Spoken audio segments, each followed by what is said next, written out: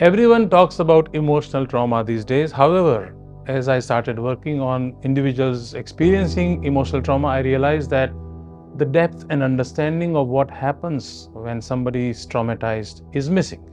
I've talked to so many psychiatrists, psychologists, and psychotherapists and worked on several individuals.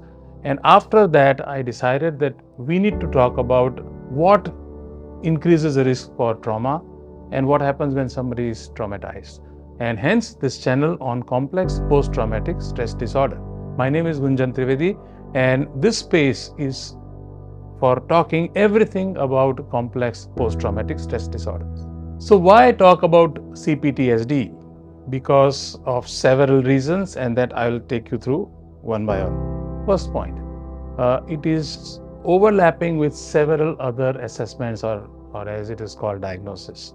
That includes borderline personality disorder, attention deficit or ADHD, or major depressive disorder, and a few more that I'm not going to start upfront. However, please understand that the associated situations with mental health can be very subjective. And obviously CPTSD and PTSD also has an overlap. So let me start with something simpler and then we'll talk the technical terms. So first point is overlaps with several conditions, which means it's difficult to assess and therefore more difficult to address the problem. On the second point, I want to explain what happens in common terms. Emotional regulation is one of the major challenges when somebody has complex trauma. Emotional regulation challenges, the individual experiences several flashbacks, we call it emotional flashbacks, or re-experience when the person was traumatized. For example, if somebody has been hurt or injured or has gone through several needle-related situations, it's likely that whenever there is an exposure to needle, they'll be traumatized and they want to go away from that. This is a simple 2 or 3 event situation. So emotional flashbacks or re-experiencing is common. Individual starts to get affected by the emotions. So the relationship with the self changes. I start to question whether I am capable, my self-esteem is impacted, the mood is affected. It's called affect in psychology. So the mood is affected, and so on and so forth. And you would say that these are most common situations. Well, they are part of a spectrum of challenges that the person faces, and hence it is a complex situation. So to recap a few of the experiences or examples: emotional flashbacks, relationship itself changes, the mood is affected, emotional regulation is affected. It also includes limited ability to reach out to people, or in other words, social anxiety, and so on. So this is the second important reason. And it is a combination of several things that makes it very complex. In the third point, I will go into some technical details because I have realized that individuals who are practicing across the globe in most developed and developing countries are not familiar with how to assess complex PTSD. Why? If I go back to DSM-4, which is a Diagnostic and Statistical Manual for Mental Disorders, an American Psychiatric Association booklet, it talks about post-traumatic stress disorder in the context of anxiety disorders. Now, what is post-traumatic stress disorder? Very briefly, when a trauma happens, the person tends to re-experience. So if I have experienced earthquake and a shake of the chair or table, I feel as if it's happening again. And so re-experience, and I'm under threat, and so on. This situation is post-traumatic stress disorder. Under DSM-4, it was under anxiety disorder. In DSM-5, it was separately called out as PTSD. However, this covered everything, whether you have one event trauma or repeated event trauma experienced as a child, which is very difficult for the child to comprehend. So that when DSM-5 did not include some major recurring symptoms of trauma, ICD-10 also did not do that, and therefore experts looked at it for a few years and recommended its inclusion in ICD-11. ICD is the International Classification for Disease, and most countries use ICD-10. So therefore, people who practice are likely not following or assessing complex PTSD. ICD-11 included complex PTSD as a separate situation, and it was included under the disorders, these are caused by stress. So it also includes grief, complex grief, it includes PTSD and includes complex PTSD.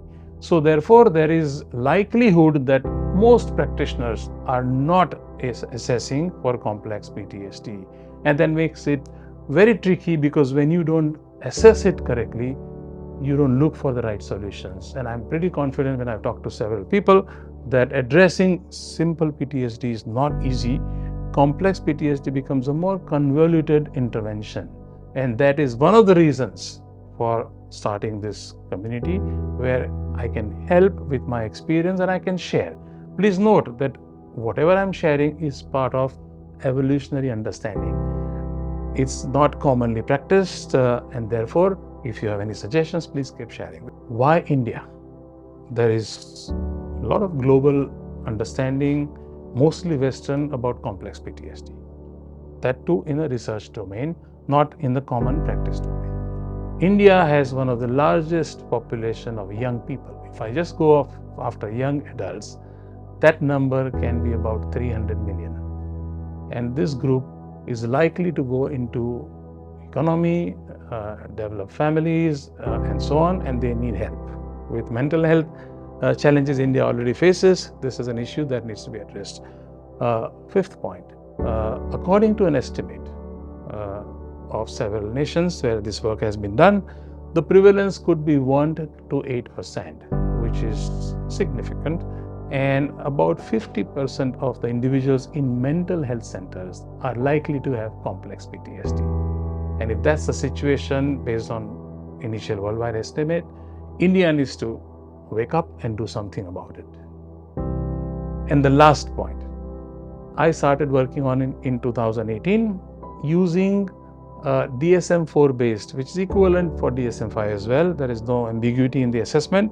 DSM-4 based tool. And I realized that people were feeling better, but there was a gap in our ability to address their problems. And that led to doing some research, including literature review, identifying several assessment tools, and finally zooming in on a particular tool that I'll talk in some other context. That tool is very good. It's called ITQ, International Trauma Questionnaire. And thanks to that tool, we have been able to structure the assessment and address the problems of different components that are part of complex PTSD. So before I end, I will summarize at least the building blocks of what we call complex trauma, because that helps you understand whether this is relevant for you or not.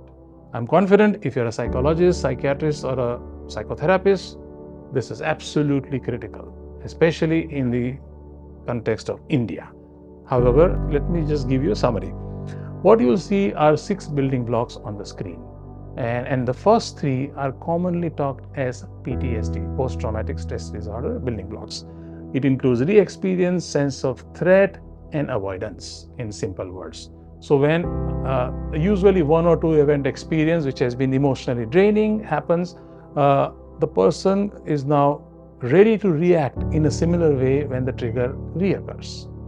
Example I took of earthquake, where a person re-experiences, feels sense of threat, and avoids situations like high rise where earthquake may be more dangerous. This is simple PTSD. This works on the triggers. So you will see person completely normal, and suddenly when a trigger occurs, the person is in that emotional state. As an adult, we have the ability to avoid such situations. Therefore, it is managed without intervention. The additional 3 components differentiate complex PTSD from PTSD. These 3 in general include all the components about the individual. So first, the mood is affect dysregulation. This includes severe depressive syndrome, or called major depressive disorders, and a lot of other combinations that may include anxiety plus. Second, the relationship with self changes. Examples include severe denting of self-esteem, questioning everything I do, and in simple English, people also start to call it as toxic shame. So relationship with self changes, and the way I connect with people also changes. This is under the ITQ framework I talked about, is called disorganization. It is called functional impairment, and there are technical terms for that. in ITQ terms, it is called functional impairment. And you can see it is under DSO, and there are more details to be followed. So what happens is the first three building blocks of PTSD happen only when person is triggered. Unfortunately, in CPTSD, the self relationship, the mood, and the relationship with others is consistently poor, and therefore this impact is across the lifespan. It does not need trigger, and therefore depressive mood is common, the relationship issues are common, self-esteem, toxic shame, persistent self-critic is very common, and this creates a huge problem in the person's ability to function. Simple things that person has more than sufficient capability, the individual is not able to do. So I hope this gives you a framework of what this channel is all about, and notice that it is not commonly assessed, and therefore misdiagnosis is very common, and when that happens, addressing the problem is a far-fetched dream. So please share your comments and join the channel, and please contribute ideas or questions that you may have, that based on our experience of more than several hundred assessments and several hundred addressals, I can integrate and come back to you.